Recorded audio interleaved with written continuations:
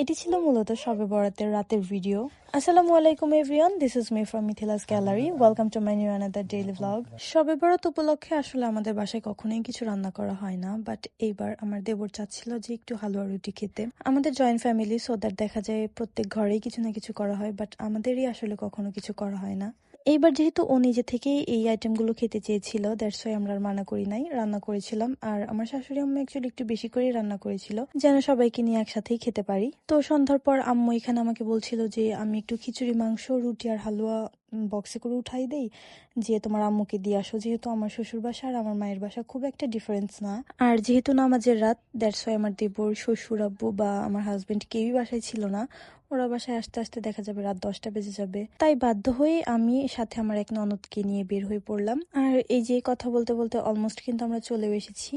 আগেই বললাম যে আমার শ্বশুর বাসা আর বাবার বাসা খুব একটা ডিফারেন্ট না। এখানে আমার আসার শব্দ পেয়ে আমার ভাই দেখি অলরেডি দরজার কাছে এসে দাঁড়িয়ে গেছে। আর এই তো এখানে আম্মু আগে আমার মেয়েকে কোলে তুলে নিল। ঠান্ডার রাতে ওকে আর বের করার ইচ্ছা ছিল না, বাট আম্মু বারবারই বলে দিয়েছিল আসবা যেহেতু ওকে সাথে নিয়ে আসো। আর রাত করে, সো দ্যাট আমি আর কোনো চেঞ্জও করি নাই, বাসার জামা পরেই চলে এসেছিলাম। আর এখানে তারা মামা ভাগ্নি রুমে ঢুকে আগে খেলা শুরু করে দিয়েছে। আর এই তো আমার দুষ্টু ভাই অলরেডি সে দুষ্টামি করছে। এইখানে আম্মু আমার মেয়েকে একটু সালামি দিতে চাচ্ছিল, বাট আমার ভাই বারবার মানা করছিল। আমরা প্রথমে বুঝতে পারিনি, তারপরও বলছিল যে না, টাকাটা আসলে ওর নিজের হাত দিয়ে দিতে চায়। বাট আমার মেয়ে দেখো খেলায় ব্যস্ত।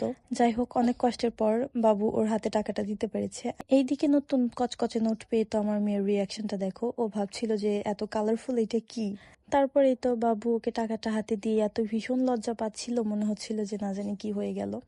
তারপর বাবু এখানে ওর খেলনা ঘোড়াটা বের করে দিয়েছিল তার ভাগ্নিকে বসানোর জন্য। আর এই তো সে এখানে এক একাই কিন্তু উঠে গিয়েছে, যেহেতু বাসায় ওর সাইকেল আছে, দ্যাটস ওয়াই ও এক একাই উঠতে পেরেছে। এইদিকে বাবু আবার ওকে একটু হেল্প করতে যাচ্ছিল, বাট আমার মেয়ে তো ধরতেই দিচ্ছিল না, মনে হচ্ছিল যেন ঘোড়াটা ওরই আর বাবু হচ্ছে উঠতে চাচ্ছিল এরকম।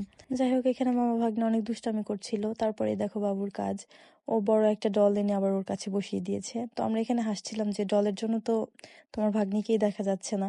দেন আম্মু বাবুকে বলছিল যে ডলটা নিয়ে তুমি ভাগ্নির পিছনে বসিয়ে দাও, তাহলে বিষয়টা দেখতে বেশি ভালো লাগবে। তো বাবু সেটা বুঝতে পেরে আবার ডলটা পিছনে নিয়ে দিল।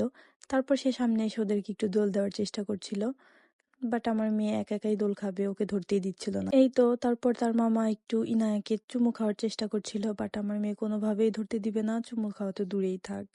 এখানে বাবু অনেক চেষ্টা করছিল, ওই যে ধাক্কা দিয়ে ওকে ফেলেই দিয়েছে। বাবু যতবারই ওর কাছে যাচ্ছিল ততবারই সে ধাক্কা দিয়ে ফেলে দিচ্ছিল। যাই হোক, অনেকক্ষণ পর আমরা চলে যাব। ওই মুহূর্তে দেখি মামা তার ভাগ্নির পায়ে জুতো পরিয়ে দিচ্ছিল। এই বিষয়টা আমার কাছে এত ভীষণ ভালো লেগেছে যে কি বলবো। এইটা হচ্ছে আমার কাছে বেস্ট একটা পার্ট লেগেছে। ছোট্ট মামার একমাত্র ছোট্ট ভাগ্নি বলে কথা, আদর তো একটু বেশিই দেবে, তাই না? তারপরেই তো আমরা বেরিয়েই পড়লাম। আম্মুকে বলছিলাম যে আর বসবো না, যেহেতু নামাজের রাত, রিক্সা পাওয়া অনেকটা টাফ হয়ে যাবে। দেন এই তো আমি রায়ানকে বলছিলাম একটু হাই করে দাও সবাইকে। তারপর আম্মু ইনায়াকে কোলে নিয়ে নামছিল, আর আমি রায়ানের হাত ধরে নামছিলাম। তারপর আম্মু নিজে নিচে নেমে দাঁড়িয়ে থেকে অনেকক্ষণ দাঁড়িয়ে থাকার পর কিন্তু রিক্সা পেয়েছিলাম। দেন এই তো বাবু এখানে আমাদেরকে বাই বাই করে দিচ্ছিল। রায়ান কিন্তু আমাদেরকে কোনোভাবে আসতে দিতে চাচ্ছিল না, যেহেতু অনেকদিন পর ভাগ্নিকে কাছে পেয়েছিল। বাট কিছু করার নেই, তাড়াতাড়ি চলে আসতে হয়েছে। আজকের ভিডিওটি এখানেই শেষ করছি। তোমাদের কার কার কাছে আমার ভিডিও দেখতে ভালো লাগে অবশ্যই কমেন্টে জানিও। আল্লাহ হাফেজ।